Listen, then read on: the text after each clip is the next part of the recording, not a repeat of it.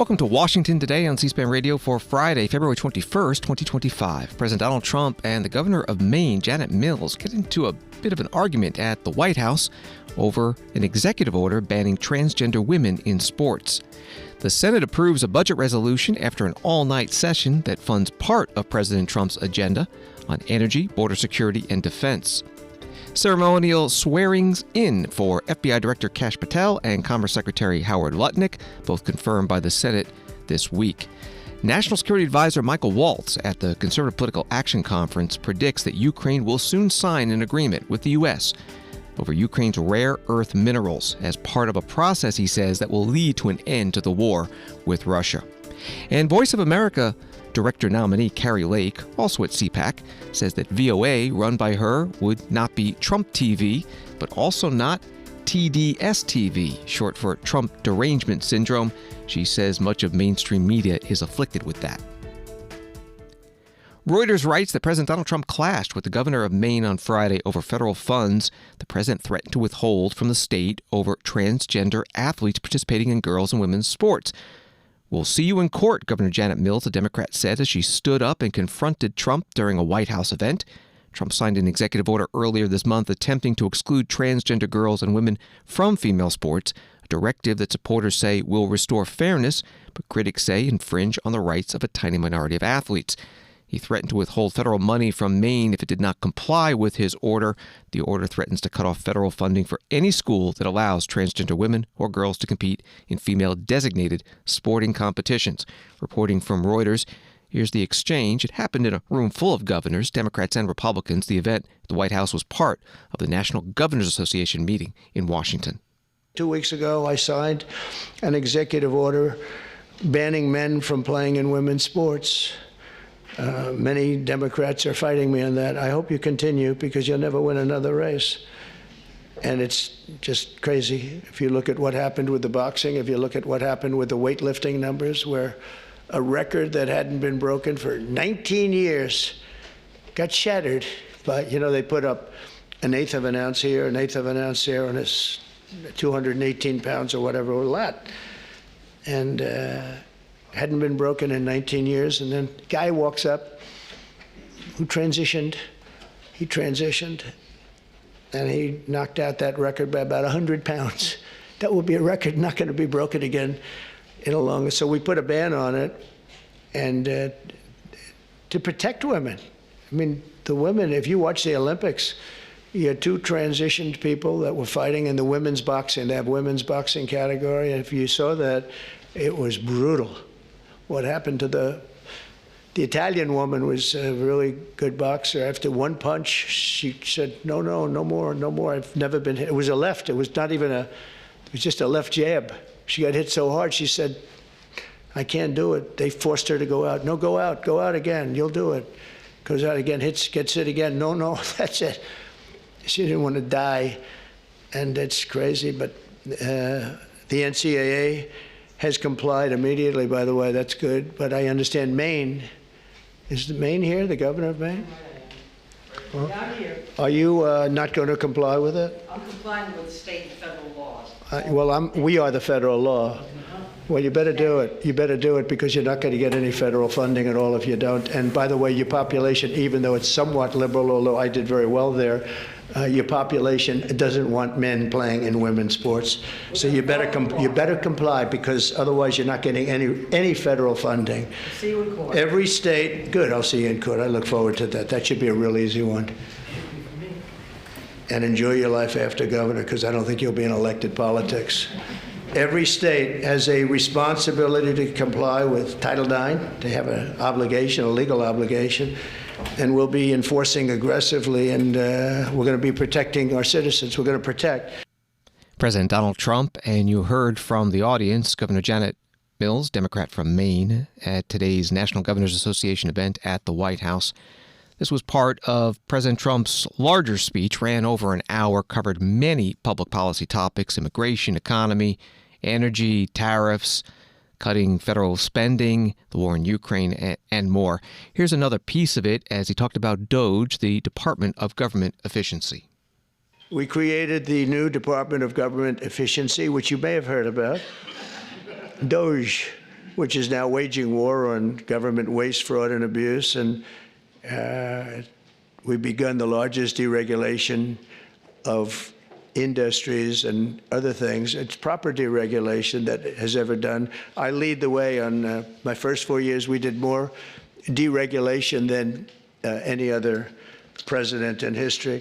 And I brought a little list along that I thought I'd just read. Some of the places, when you mentioned Doge, some of the places that this money has gone.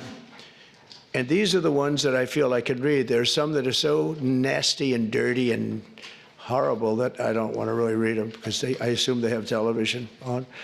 I have guarantee they do. I let the press in today because we have nothing to hide, right? It's much better. They said, do you want to let the press in? I said, why not? You think Biden would do that? I don't think so. $520 million was given for a consultant to do ESG, that's environmental, social, and governance investments in Africa. $520 million, $25 million to promote biodiversity, conservation, and social responsibility behavior in the country of Colombia. $25 million, $40 million to improve the social and economic inclusion of sedentary migrants. They have no place in particular they were thinking of. There is no location. The money was sent out, but they have no idea where it's going. $42 million for social and behavior changes in Uganda, and $10 million for Mozambique medical male circumcision. People that want to be or have to be circumcised in Mozambique. $14 million for improving public procurement in Serbia. $486 million to a consortium for elections and political process strengthening, which $22 million was for inclusive participatory political process in Moldova. And $21 million going to my friend, Prime Minister Modi in India, for voter turnout. We're giving $21 million for voter turnout in India. What about us? I want voter turnout too, Governor. President Donald Trump at the White House speaking to the nation's governors, Republicans and Democrats. They're in Washington for the National Governors Association winter meeting. You can find his full speech at our video library, cspan.org. Senator Dick Durbin, Democrat from Illinois, the minority whip, spoke about the constitutionality of the actions by President Trump in his first month in office. Today at the University of Chicago's Institute of Politics. I look at the situation, and I'm an optimistic person. I don't think you can be in politics and not be optimistic. But we are facing a scenario which I don't think anybody really envisioned.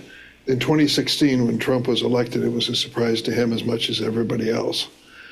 This time around, they were prepared for it and have been executing a plan. Mm-hmm. Remember, you can recall the time when he picked his first cabinet, Trump won. It was kind of a funny exercise.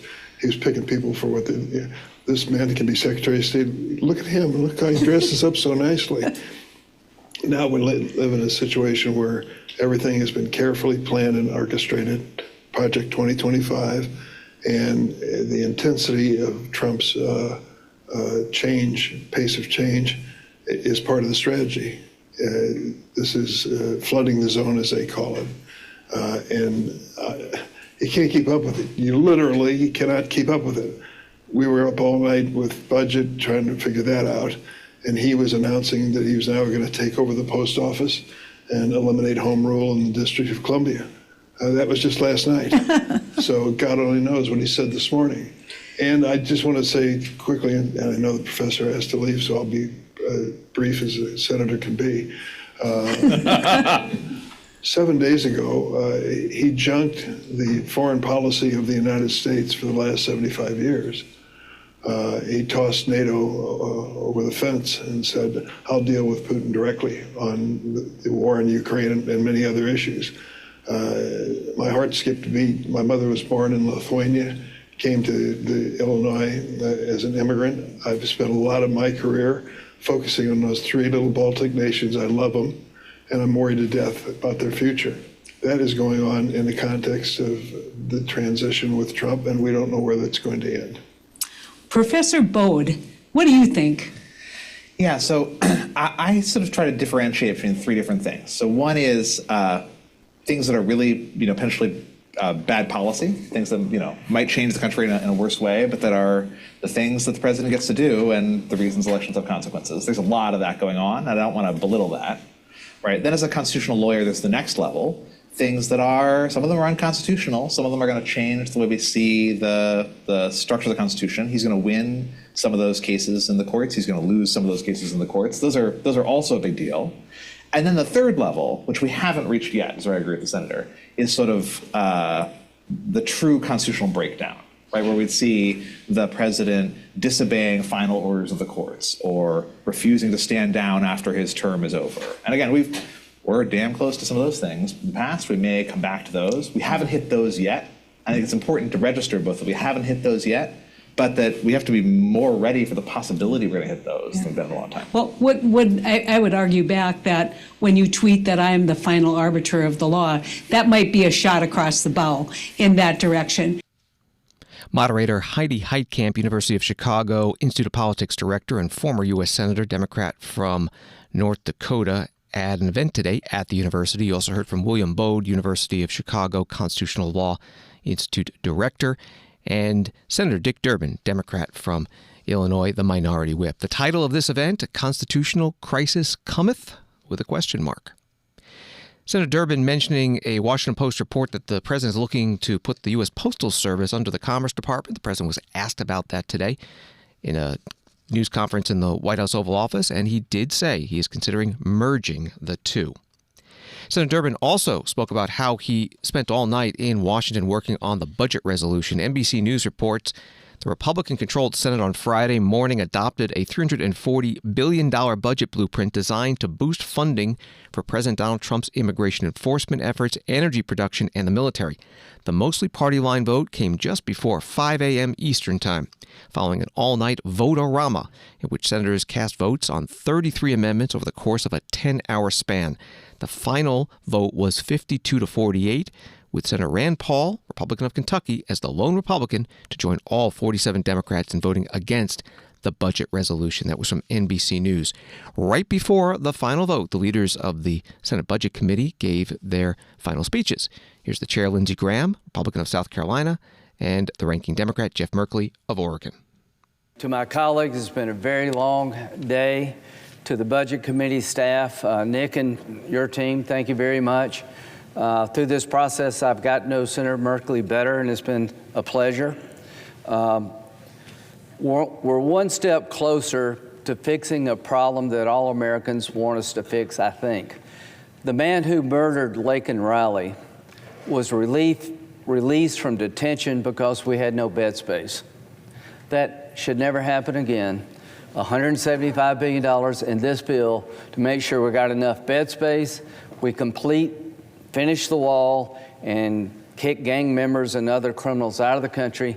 $150 billion for the military that's been worn out. They need the money.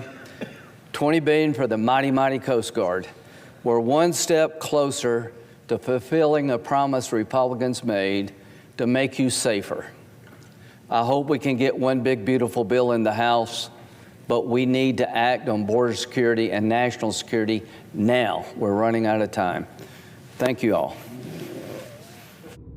Senator from Oregon. I so much appreciate the collaboration and cooperation, communication between the budget team here on this side of the aisle and Senator Graham's team. And we have had the chance to all be on the floor and have a discussion about issues that we rarely get to have. It isn't quite the give and take that you might see in some legislatures, but we are, in fact, here wrestling with the national issues. This budget resolution comes down to one thing, and that is that families lose and billionaires win. I said at the beginning of the night that over the course of the evening, the amendments would show that Democrats are standing up for families on groceries, on health care, on housing, on education, on child care. And that's what's been demonstrated tonight. I still invite our Republican colleagues to join with us and help the families of America rather than attacking the programs that serve them in order to fund tax giveaways for billionaires. Tax giveaways for billionaires will not make our nation stronger. Stronger families will make our nation stronger. Senator Jeff Merkley, Democrat from Oregon, and Senator Lindsey Graham, Republican of South Carolina, on the Senate floor about 5 a.m. Eastern Friday morning after the all-night session debating and voting on amendments to the budget resolution. The Senate adopted the resolution by a vote of 52 to 48. The one no vote on the Republican side, Rand Paul of Kentucky, he tried to offer an amendment to cut spending $1.5 trillion, and that failed by a vote of 24 to 76. Again, from the NBC News article, passage of the Senate plan now puts pressure on the GOP-controlled House, which plans to take up its own competing budget resolution next week. In addition to money for the border, defense, and energy, that version also includes a $4.5 trillion tax cut and a $4 trillion debt limit hike. President Trump has endorsed the House version, what he calls one big, beautiful bill, but GOP senators have indicated that their version could be a fallback plan if the House blueprint fails. That was from NBC News. This is Washington Today. FBI Director Kash Patel was sworn in today by Attorney General Pam Bondi. The Senate confirmed Patel on Thursday by a vote of 51 to 49, with 2 Republicans voting no with the Democrats, Susan Collins of Maine and Lisa Murkowski from Alaska. Here's the FBI director after taking the oath. I promise you the following. There will be accountability within the FBI and outside of the FBI, and we will do it through rigorous constitutional oversight starting this weekend. Yeah!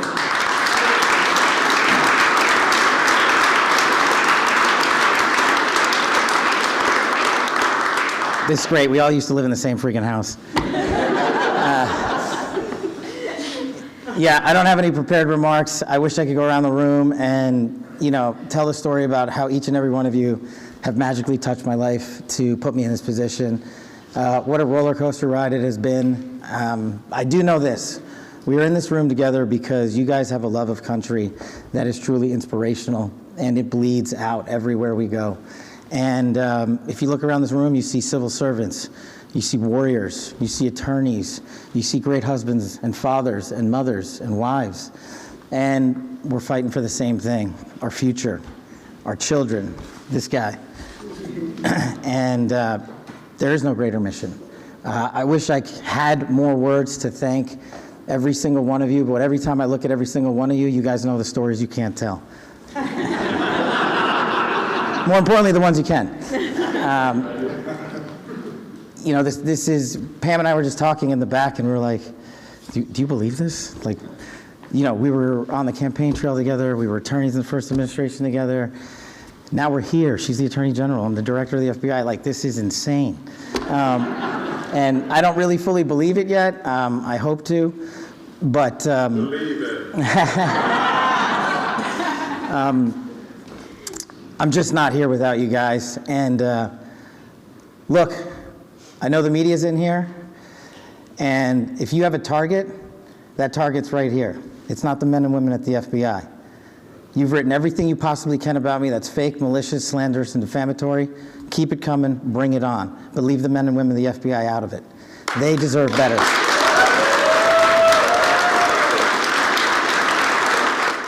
FBI Director Kash Patel today at the swearing-in ceremony. The oath was administered by the Attorney General Pam Bondi. The Commerce Secretary Howard Lutnick also had a swearing-in today in the White House Oval Office with President Trump. The Senate confirmed Lutnick on Tuesday, 51 to 45. First, I'd like to thank you, President Trump. It is the greatest honor to work for you, to be with you, to carry your name, your leadership, and your flag throughout the world. The press has no idea who the gentleman to my left is. They portray him in all sorts of ways, but I know him as the smartest, most thoughtful, and most intuitive person I've ever met. And it's amazing to be in this room and to work for him. I have to my right my friend J.D. Vance, who was kind enough even to introduce me to the Senate, and he gave me the greatest compliment. He called me a good dude. So I have really the most wonderful family. I have my wife, Allison. We've been married for 30 years.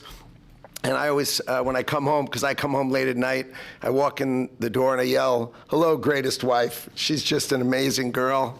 my 4 children, Kyle, who you know has saved my life, so now this is going to cost me dearly. My son Brandon, my daughter Casey, my son Ryan, and my sister Edie, my 2 brothers-in-law, Gary and Rick, my sister-in-law Abby. I mean, this is as beautiful a day as you could have.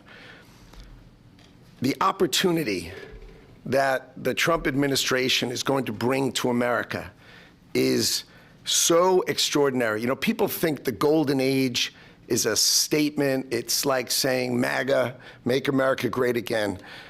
This is the greatest country on earth. It is such a great country that we can take care of our citizens and give them their Social Security. We can take care of everyone and give them their Medicaid. But we're going to get rid of so much waste, fraud, and abuse. We're not going to hurt anybody, but we're going to get rid of it. And then we are going to grow this economy in a way that people have never seen. And under the Trump administration, my goal, and I'm happy to wear it on my shoulders, is we are going to balance the budget of the United States of America because Donald Trump understands global business. It's the first time you put in that chair the greatest businessman in the United States of America. And I just, for one, I have to tell you, I cannot be more proud to serve my great friend and the greatest president in America, Donald J. Trump.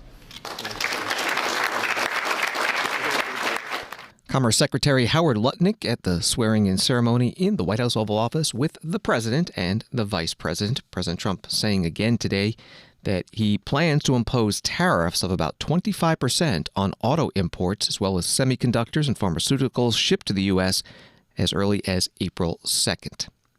Interior Secretary Doug Burgum, who chairs the newly created National Energy Dominance Council at the White House, took part in a National Governors Association winter meeting session today in Washington, looking at energy-related permitting reform. The Hill has an article. The Trump administration has identified hundreds of emergency energy projects whose approvals could be fast-tracked. The U.S. Army Corps of Engineers has updated its website to put hundreds of new projects on its emergency docket under President Trump's Energy Emergency Declaration. That was from The Hill. Here's the Interior Secretary, Doug Burgum. I think we can all be fortunate that we have a president that understands that the states created the federal government, not the other way around. And you heard him yourself this morning talking about specifically saying to each of you, you call me. The President of the United States said, you call me if you have an issue. You call me and I will, doesn't matter what party you're in, I will take your call and I will try to solve that problem. And guess what he's saying to every member of the cabinet? He's saying, you go out and solve everybody's problems. You take their calls. That's your job, is to make it. And so when Kevin was talking about the speed of business, I think we've got the speed of business, we have the speed of government, and then there's a new thing, the speed of Trump, which is he expects us to go faster than the states and faster than business. I mean, so when I've talked to some of the CEOs already in my first few weeks on the job about, how long does it take to build a pipeline? How long does it take to build a key piece of energy infrastructure? And they give me a number, and I'm like, I can't go in a meeting with the president and tell him that because he wants that to be half of that time. He wants to cut these times in half. So the permitting reform work that's being done here by this group is going to nest so perfectly with what we're trying to get done in this administration. So I would say Godspeed, give us every idea you have because we have to go faster. And it's not just because for the reasons of affordability and for the American people and for economic opportunity and creating better jobs. It's because we're in a competition. And the competition we're in is against other countries that aren't slowing themselves down with the level of bureaucracy that we have. And I'll talk a little bit about that. But again, I think, it's important to have marketing slogans and in the honor of dad jokes everywhere. I think that we have a new thing. We're going to need bigger caps for the NGA governors, but it's going to, on the cap, it'll say MBA GFA, making being a governor fun again, is what it's going to be. And all of you are going to get a chance to do that because your jobs are going to be more fun when you got less red tape and you can get things done faster. Interior Secretary Doug Burgum, who chairs the National Energy Dominance Council, at a National Governors Association winter meeting session today in Washington, D.C. On Wall Street, the Dow down 748, NASDAQ down 438, S&P down 104. The headline at CNBC, Dow dropped 700 points for worst day of 2025 so far on new fears about economic growth. Story at Bloomberg Law, the Federal Reserve's top bank cop, Michael Barr, implored regulators to stay vigilant about risks to the financial system as he gets ready to step down from his role as vice chair for supervision while remaining on the Board of Governors. Barr stressed the need for focus on issues like climate risk and the non-bank sector while underscoring the importance of maintaining the credibility of stress tests and supervision. He also emphasized that capital requirements should be aligned with risks. That was from Bloomberg Law. Michael Barr spoke Thursday at Georgetown University Law Center. There will undoubtedly be calls to revamp supervision to reduce burden. And I'm all for making supervision the most effective and efficient it can be. Supervisors need to focus on the most urgent and important risks and not burden firms with unnecessary or distracting matters. But we need to be careful to preserve and enhance the ability of supervisors to act with speed, force, and agility as appropriate to the risk. Supervisors emphasize proactive supervisory engagement, which helps banks to address issues before they grow so large as to threaten the bank or broader financial stability. Earlier intervention means that firms are likely to have more options to fix their problems, with little impact on bank profitability. We should continue work to improve the effectiveness of our supervision and use data-driven analysis to improve our scoping and prioritization of supervisory issues. I support this work to the extent that it makes our supervision more effective and focused on the right issues. But the board should resist initiatives that impede effective supervision by discouraging examiners to flag issues early, or initiatives that increase unnecessary process around issuing findings in a manner that impedes the speed, force, and agility of supervision when it is needed. More generally, supervision is another area in which efficiency and competitiveness should not be used as an excuse for lax oversight that significantly impairs the safety and soundness of individual institutions and undermines broader financial stability. We should take caution from our experience with SVB 2 years ago. While some have claimed that the examiners at SVB did not focus on the right issues, it's important to highlight that the Office of the Inspector General concluded that the Fed allocated an insufficient number of examiner resources to SVB while it was in the regional bank organization portfolio, and that the examiners assigned to SVB as it was growing did not have sufficient expertise in supervising large, complex institutions. Once it was in the Fed's large bank portfolio, examiners highlighted the risks from interest rate risk and uninsured deposits, but did not act with sufficient force to get the bank to change its course in a timely way. We've made important changes since then, but we need to be sure we get the staff resources in place and provide support to examiners on the front line so that they can act with the speed, force, and agility warranted by the facts. Michael Barr, Federal Reserve Vice Chair for Supervision, on Thursday at Georgetown University Law Center. He plans to resign from his vice chair position next week, but keep his seat on the Fed's Board of Governors. A Reuters article from January, when he made the announcement, says it's a move that will avert a potentially messy legal fight with President-elect Donald Trump, who is now free to replace him with an official of his choosing. Michael Barr was appointed by former President Joe Biden. Washington Today continues in a moment. Democracy. It isn't just an idea. It's a process shaped by leaders elected to the highest offices and entrusted to a select few with guarding its basic principles. It's where debates unfold, decisions are made, and the nation's course is charted. Democracy in real time. This is your government at work. This is C-SPAN, giving you your democracy unfiltered.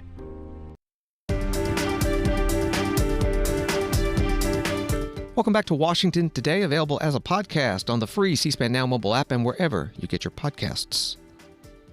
Independent out of Great Britain writes that White House National Security Adviser Mike Waltz has claimed Ukrainian President Volodymyr Zelensky will soon sign an agreement to cede control of much of his country's rare earth minerals to the U.S. as part of a process he says will lead to an end to the war with Russia. Speaking to attendees at the 2025 Conservative Political Action Conference, or CPAC, in suburban Maryland on Friday, Waltz said Donald Trump's leadership as the president of peace will result in the war, which started when Russian troops invaded eastern Ukraine, being drawn to a close. He attacked critics from both parties who have condemned Trump's apparent decision to withdraw America's strong support of Ukraine with a more pro-Russian attitude that blames Zelensky for the start of the war, accusing them of clutching their pearls and having conniption fits over Trump's overtures to Russian President Vladimir Putin. That was reporting from The Independent.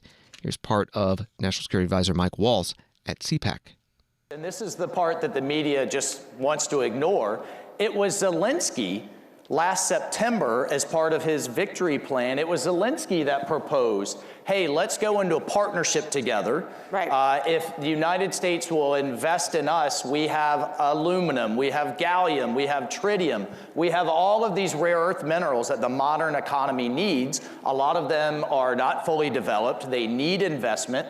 President Trump's a deal maker. And so now President Trump proposes the deal, right, and sent our Treasury Secretary all the way out to Kyiv to propose it, and then we get this rhetoric in the media. Well, look, here's the bottom line. President Zelensky is going to sign that deal. And you will see that in the very short term. And that is good for Ukraine. What better could you have for Ukraine than to be in an economic partnership with the United States, number one? What better could you have for Ukraine to stop the killing, number two? And you know what? We have an obligation to you all, the American taxpayer, to recoup the hundreds of billions of dollars that have been invested in this war. Because you know what? You know what Europe's contributions are? Europe's contributions are in the form of loans. And they're often paid back on the interest, by the interest on Russian assets that have been frozen. So Europe gets paid back, but the American people don't? I don't think so, right? And so that's the deal that we're putting in place that's good for everyone. And yes, you have to talk to the Russian side to understand how we're going to get both sides to the table. And that's what we're doing. Look, this is the common sense presidency. This is the presidency of peace. He's going to end the war in Europe. He is going to end the wars in the Middle East. He is going to reinvest the United States and our leadership in our own hemisphere, from the Arctic to the border to Panama, all the way down to our good friends in Argentina with Milei that you saw yesterday. And you know what? By the end of this all, we're going to have the Nobel Peace Prize sitting next to the name of Donald J. Trump. And who opposes peace? Like, I mean, how do the Democrats oppose peace? National Security Adviser Michael Waltz today at the Conservative Political Action Conference, CPAC, in National Harbor, Maryland. Associated Press reporting from Kyiv, Ukraine, that President Donald Trump's envoy to Ukraine and Russia said on Friday that he had held extensive and positive discussions with Ukraine's President Volodymyr Zelensky about the 3-year war with Russia, and praised the Ukrainian leader as an embattled and courageous leader of a nation at war. Retired U.S. Lieutenant General Keith Kellogg, who traveled to Kyiv on Wednesday and whose planned news conference with Zelensky on Thursday was changed at the last minute to a simple photo opportunity, struck a positive tone after what he said on the social media platform X was a long and intense day of talks with Ukraine's senior leadership. That was from Associated Press. President Donald Trump gave an update during his National Governors Association session at the White House. I've had very good talks with Putin, and I've had not such good talks with Ukraine. They don't have any cards, but they play it tough. But we're not going to let this continue. This war is terrible. It would have never happened if I were president, but it did happen, so I got stuck with it, and the whole world is stuck with it. And right now you have a country that has its cities, they look like demolition sites. Those beautiful towers, those 1,000-year-old golden domes that were so beautiful, the most beautiful in the world, they say, they're all in smithereens. Millions of people are killed, I think far more people than anyone understands. And we have people that better get to the table and get it ended. Should have never happened. It would have never happened. President Donald Trump at the White House. Returning to the Conservative Political Action Conference, CPAC, in suburban Maryland, Sebastian Gorka, the White House Senior Director for Counterterrorism, was one of the speakers, and he told a story of the first airstrikes of the Trump administration against ISIS operatives in Somalia. Second Thursday of the new Trump administration. We're less than 10 days in. National Security Adviser Waltz and myself and a military member of my team on the National Security Council are waiting to see the president to tell him something rather shocking. We walk into the Oval Office, we present, this is all declassified now, you can read about it, there's a big article in the Daily Mail. We presented him a map and some intelligence intercepts. And we said, Mr. President, there is an ISIS terrorist enclave, a cave complex in northern Somalia, which our government has been surveilling for more than a year and a half. And the president looked at me and Mike and said, what do you mean? We've been watching jihadis.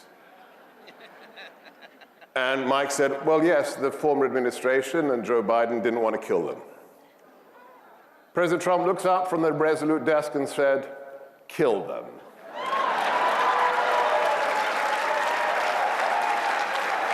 He got out his iconic big Sharpie pen and ticked the go box on the operational orders. And then we left the Oval.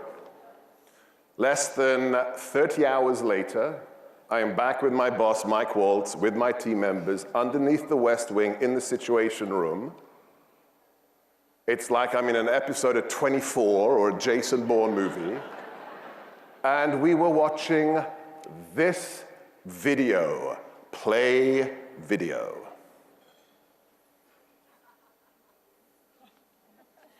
Now this was classified as I was watching it at the highest level.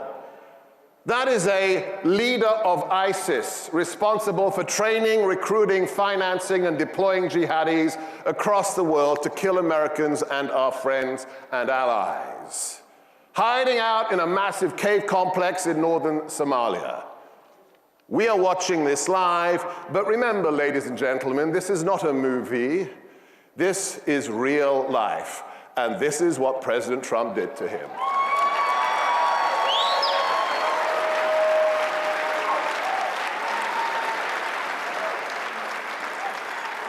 My incredible team member had this declassified within 4 hours, after which President Trump put a social media post up that I would like to read to you.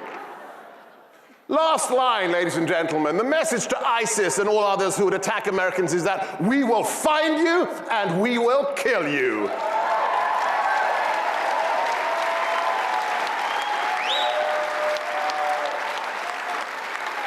For 4 years, we placated our enemies. We gave billions of dollars to Iran. We opened our borders to anyone who wanted to come in and kill Americans. 100,000 fentanyl deaths in 1 year. In the last 30 days, we have designated the cartels as terrorists, and we have unleashed the hammers of hell on ISIS. Sebastian Gorka, the White House Senior Director for Counterterrorism, today at CPAC, Conservative Political Action Conference. Associated Press article from February 1st, when these airstrikes were first reported, reads, the Pentagon's counterterrorism strategy in Africa has been strained as two key partners, Chad and Niger, ousted U.S. forces last year and took over key bases that the U.S. had used to train and conduct missions against terrorist groups across the Sahel, the vast arid expanse south of the Sahara Desert. Kari Lake, President Trump's choice to be director of VOA, Voice of America, also spoke today at CPAC. She said that this government-funded international media broadcaster will not be Trump TV, but also will not be anti-President Trump, as she says most mainstream media are.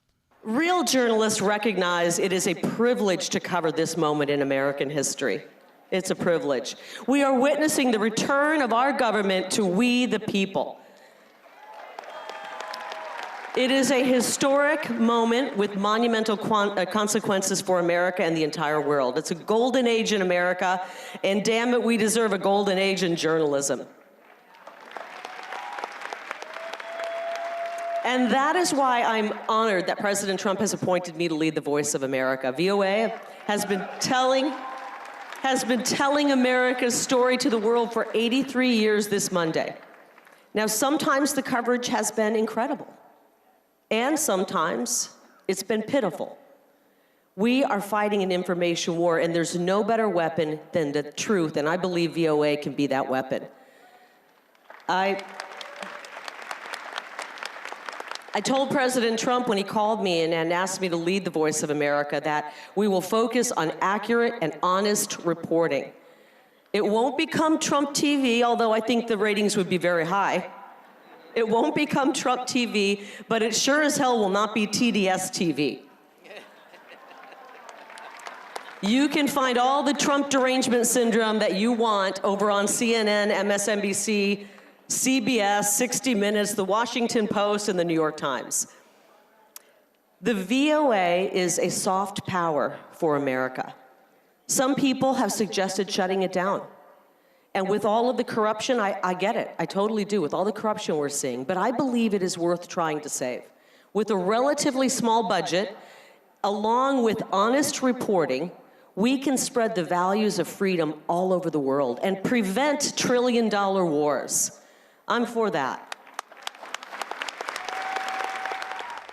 Kari Lake nominated as Voice of America Director today at CPAC Conservative Political Action Conference. She is a former news anchor from Arizona and former Republican Senate and gubernatorial nominee in Arizona. VOA is a federal independent agency created in 1942. It broadcasts in nearly 50 languages to more than 350 million people around the world. On their website, there's this paragraph: an essential guarantee of the journalistic credibility of Voice of America content is the firewall enshrined in the 1994 U.S. International Broadcasting Act. The firewall prohibits interference by any U.S. government official in the objective, independent reporting of news, thereby safeguarding the ability of our journalists to develop content that reflects the highest professional standards of journalism, free of political interference. That was from the VOA website. Reuters reports that Hamas said on Friday it was investigating a possible error in identifying human remains handed to Israel under a ceasefire deal, as Prime Minister Benjamin Netanyahu threatened retaliation for failing to release the bodies of hostage Shiri Bibas. Hamas was due to hand over the bodies of Shiri Bibas and her two sons on Thursday, along with the remains of a fourth hostage under the ceasefire deal that had halted fighting in Gaza since last month. The Israeli Prime Minister posted a video. These perfect children, again, were 4 years old and less than 1 year old when the Hamas savages snatched them from their mother's arms. She fought like a lioness to protect her boys. Just imagine their horror. Imagine their confusion. Perfect little children who never hurt a soul. A baby, for the love of God. They languish in captivity until Hamas murdered them in cold blood. Who kidnaps a little boy and a baby and murders them? Monsters, that's who. These Hamas monsters also cynically refused to bring back the boy's mother, Shiri, and sent the body of a Gazan woman instead, in brazen violation of the agreement. Today, the heavens shake. The entire civilized world should condemn these horrific murders. The entire civilized world should join Israel in demanding the immediate release of all the hostages. All of Israel is united in grief. And as the Prime Minister of Israel, I vow that I will not rest until the savages who executed our hostages are brought to justice. They do not deserve to walk this earth. Nothing will stop me. Nothing. Israeli Prime Minister Benjamin Netanyahu posting that video. It's a story from Al Jazeera. The head of the Gaza government media office says Israel has carried out more than 350 violations of the January ceasefire agreement. In a statement, the spokesperson said the violations demonstrate Israel's continued breach of commitments and its defiance of the international community. Since the ceasefire was signed, the Israeli army has killed and injured dozens of Palestinians through airstrikes, including those carried out by fighter jets and drones, as well as direct shootings or drone strikes. Further violations include Israeli incursions into border areas east of the Gaza Strip. That was from Al Jazeera. This is Washington Today, and finally, an update on the Kennedy Center here in Washington. New York Times writes that President Trump took control of the John F. Kennedy Center for the Performing Arts in Washington only last week, but his administration is already making plans for reshaping the institution's programming. chief among them a celebration of Christ planned for December. Richard Grenell, whom Mr. Trump named as the Kennedy Center's new president, told a conservative gathering on Friday that the big change at the center would be that we are doing a big, huge celebration of the birth of Christ at Christmas. I have so much I want to talk with you about, but the number one thing that everyone's been asking me about you is a new hat that you're wearing at the Kennedy Center. Oh. What is going on? How did that happen? How big an art connoisseur are you? Walk me through the behind the scenes there. Well, we want to make art great again. And what does that mean? No, look, I think, I don't know for sure, but I think the frustration that President Trump had is that the Kennedy Center has no cash on hand, no reserves, and they have been paying for the salaries with the debt reserves while taking around $40 million of public money. And so you can't have that. If you're gonna take public money, then you get to have public input. And so what we're gonna say at the Kennedy Center is, first of all, we gotta clean up the financial situation. We have to do the big productions that the masses and the public wanna see. We wanna have really good programming. So the first thing that we're doing, I think the big change is for everybody to know you gotta be at the Kennedy Center in December, because we are doing a big, huge celebration of the birth of Christ at Christmas. How crazy is it to think that we're gonna celebrate Christ at Christmas with a big traditional production to celebrate what we are all celebrating in the world during Christmas time, which is the birth of Christ. Richard Grenell, the new president of the Kennedy Center, at CPAC, interviewed by Politico's Dasha Burns. More from the New York Times article on this interview. The Kennedy Center is a public-private partnership that gets only a small portion of its $268 million budget, about $43 million, or 16%, from the federal government. That subsidy is not spent on programming, but is earmarked for operations, maintenance, and repairs of the property, which is federally owned and is considered a memorial to John F. Kennedy. Mr. Grenell cited that federal aid when discussing Mr. Trump's plans for the center. He said if you're going to take public money, then you get to have public input. Mr. Grenell also said that contrary to some media reports, the decision to cancel a concert in May featuring the Gay Men's Chorus of Washington, D.C. had been made before he and Mr. Trump took control of the Kennedy Center. That was from the New York Times article. Thanks for listening to Washington Today. Sign up for C-SPAN's evening newsletter word for word and get the stories making headlines in Washington emailed to you every day. Subscribe at cspan.org/connect. Have a good night and weekend.